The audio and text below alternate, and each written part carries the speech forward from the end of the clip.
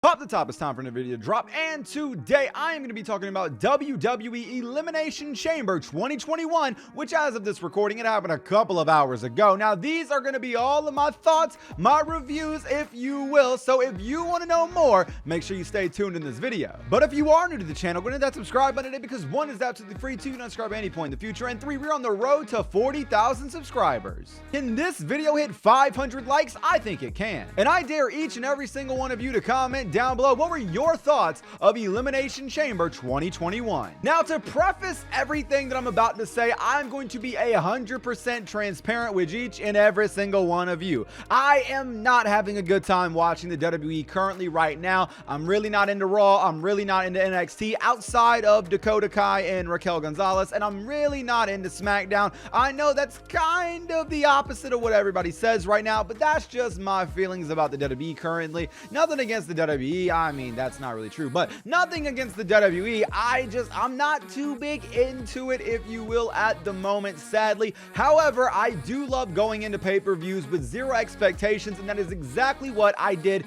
here tonight. Now, I did not catch the kickoff show, but on the kickoff show, apparently, the United States Championship match that is happening later on in this card, there was a qualifying match to gain entry into the triple threat, seeing as Keith Lee could not participate in the triple threat match that took place here tonight. And in that qualifying match, we had John Morrison going against Mustafa Ali, Elias, and Ricochet, and John Morrison actually picked up the win. Now, I did not see this match. I cannot say much about this match. Clearly, I didn't even know it happened until I heard it on commentary during the triple threat match later on in the night. But we kicked things off here on the Elimination Chamber pay-per-view with the SmackDown Elimination Chamber match. Now, I did not know the thread in the needle, if you will, of this match, seeing as I did not know that the championship match would happen against Roman Reigns the same night. When I found that out, I was like, oh boy, this is about to get real interesting. Now, if you did not know who was in that Elimination Chamber match, we had Daniel Bryan, we had Kevin Owens, Sami Zayn, we also had Cesaro, King Corbin, and Jey Uso all battling it out in the Elimination Chamber match. Now, I know you guys know how much I love me some Elimination Chamber matches. It's quite honestly one of my favorite matches of the year that the WWE does. I've always really loved the Elimination Chamber match, and this opening chamber match was extremely good. Once Corbin got eliminated, I was so zoned in because everybody in this match I am a huge fan of outside of King Corbin, but I will say in this match, Corbin played his role perfectly to me. Now, of course, the starting two combatants in this match were Cesaro and Daniel Bryan. They opened things up, and right away, Cesaro starts going after Daniel Bryan's knee. This story of the match is Daniel Bryan's leg is messed up from the neck up, let me tell you. However, near the end of the match, Daniel Bryan is still in there. The final three in this Elimination Chamber match was actually Daniel Bryan, Cesaro, and Jey Uso. However, Daniel Bryan is the one who is able to come out on top in this one. Now, Daniel Bryan has earned himself a title shot against the Universal Champion, Roman Reigns, and right after Daniel Bryan wins, they start raising up the Elimination Chamber, and you know nothing good could happen when that happens. And out of nowhere, bum bum, bum bum, bum bum, bum bum, Roman Reigns comes on down to the ring, and Roman Reigns has his Universal Championship match against Daniel Bryan right away. Now, my whole thing about this is I loved it. I absolutely loved everything about this. I know I saw some people on Twitter saying that, well, you know, that might not be the best thing to do. That's not really that's kind of a lazy thing to do, but that's not how I viewed it at all. In my opinion, I thought this was absolutely spectacular. Of course, Roman Reigns is going to go after the person who won the Elimination Chamber match right after they had it. Why wouldn't he? He is the head of the table. This is the creative genius of Roman Reigns. Yeah, I'll give you a title shot, but you're going to have to beat yourself down before you get it. And when you're down, when you're barely able to stand, yeah, that's right. I'm going to come out and I'm going to knock you down even harder, and I'm going to take it from you when there's nothing you can do about it. And that is exactly what happened. Daniel Bryan was down and out. His knee, it was hurting. It was swollen. skull, and it was all tore up, and he tried to pick himself up. Roman Reigns charged in, but gets caught with the yes lock right away. Roman finally breaks free and then just goes in on Daniel Bryan. The referee had to stop the match after a submission was locked in, that guillotine bulldog choke, if you will, locked in on Daniel Bryan. Daniel Bryan fell unresponsive, and Roman Reigns is still your Universal Champion, and Roman Reigns climbed up top. He raised his hands high in the air tonight like Phil Collins, and as he got back down on the ring mat, bam!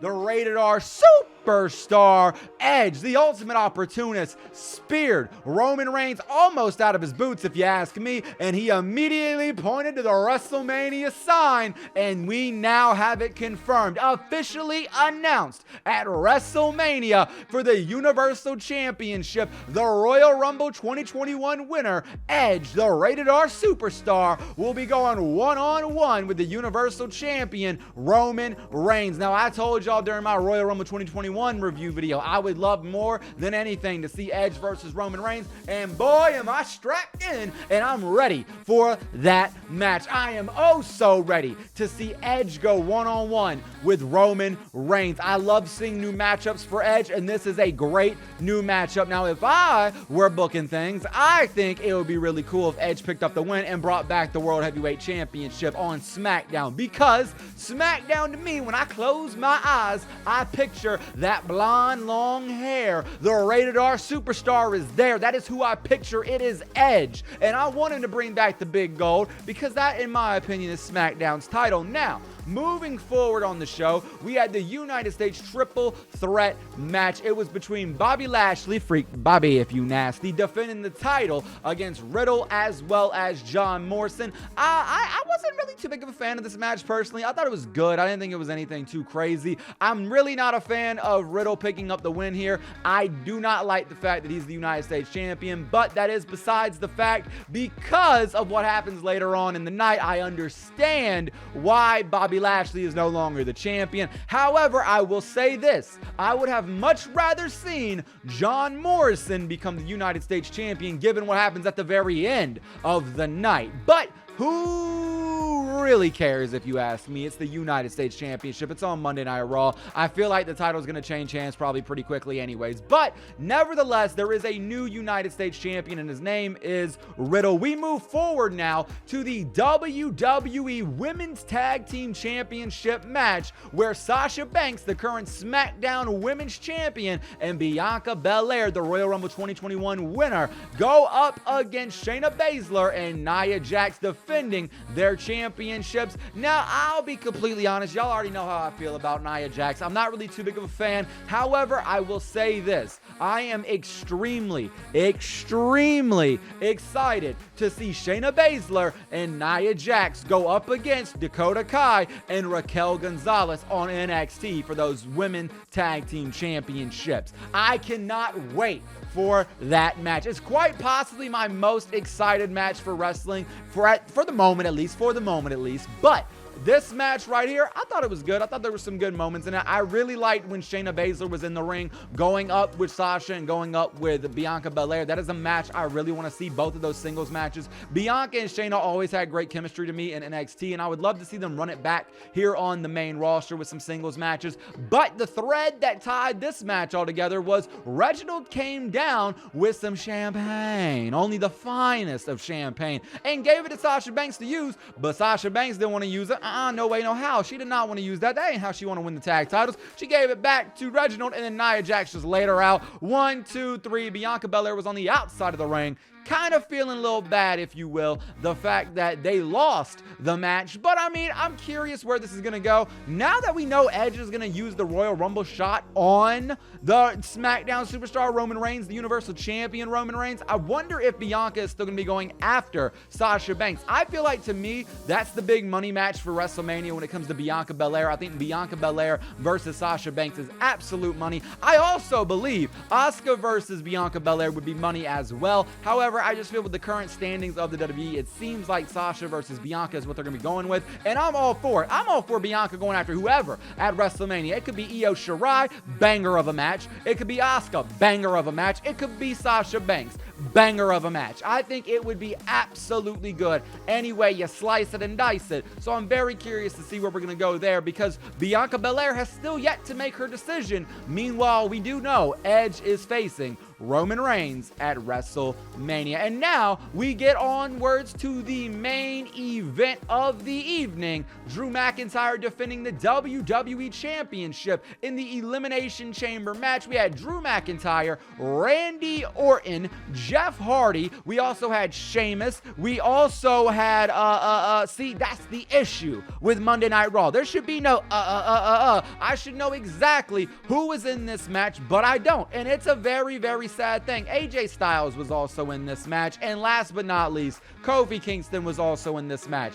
I am so disinterested with anything that's happening on Monday Night Raw outside of the Hurt Business. But I will say this. I did think that there was a couple of good moments in this match. Jeff Hardy getting absolutely level with a Claymore kick was dope. The sell on it, absolutely dope as well. As y'all know, Drew McIntyre did pick up the win. I really did not like this Elimination Chamber match. I did not think it was that great at all. But the absolute moment after this match that made it worth it was Bobby Lashley, freak Bobby if you nasty, took Drew McIntyre out and absolutely beat him down. He leveled him, he dropped him, he did everything he could do to Drew McIntyre. And after he dropped Drew McIntyre, I came to play. There's a price to pay. Time for you to get down on your knees. I came to The Miz cashes in the Money in the Bank briefcase, and The Miz defeats Drew McIntyre to become your new WWE Champion. And there is now a fork in the road of WrestleMania. I am very interested in what is going to happen at WrestleMania with the WWE Championship. I hope we get Bobby Lashley versus Drew McIntyre for the WWE Championship. However, with The Miz holding the belt now, I'm very unsure if that's going to happen. But I will say, they got me hook, line, and sinker. I am very interested with the future of that championship. But that was my overall thoughts for the Elimination Chamber 2021 pay-per-view. I didn't think it was too crazy, but at the same time, I thought it was all right. It was a good, fun show to sit through with Aaron and Brandon. Make sure you guys sub to the Vibe channel. We just hit over 30,000 subscribers over there on the Vibe channel. We got a lot more Vibe Draft Wars content coming at your faces. Also hit the subscribe button right here on this channel as well. We're on the road to 40K. But as always and forever, take it easy though, guys. Peace!